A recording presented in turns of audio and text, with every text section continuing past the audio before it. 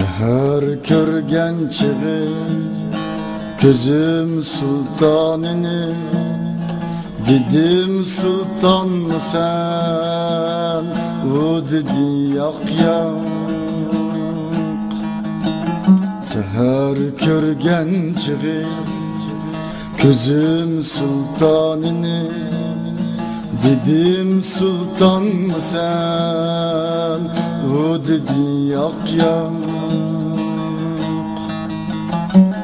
Gözleri yalqınlı, kolları hınlı, dedim çolpan mı sen?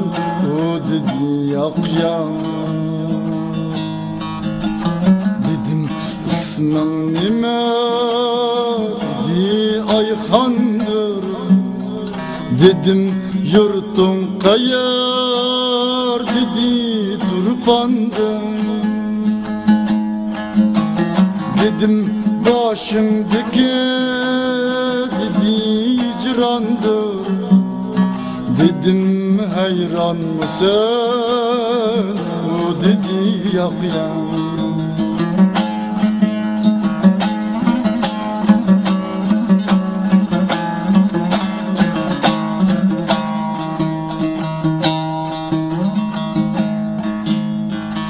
Dedim ayga okşar, dedi yüzüm var. Dedim yıldız gibi, dedi gözüm var. Dedim yalqın saçar, dedi sözüm var. Dedim volkan mı sen? O dedi yak yak.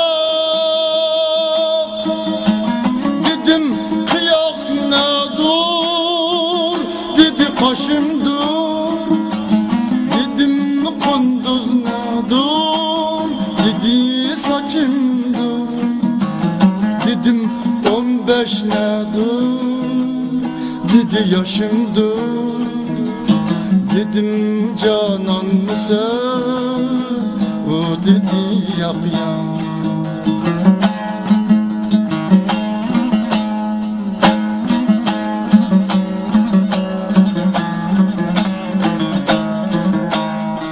Dedim niçin korkmazsa, dedi Tanrım var. Dedim yani çok, dedi halkım var.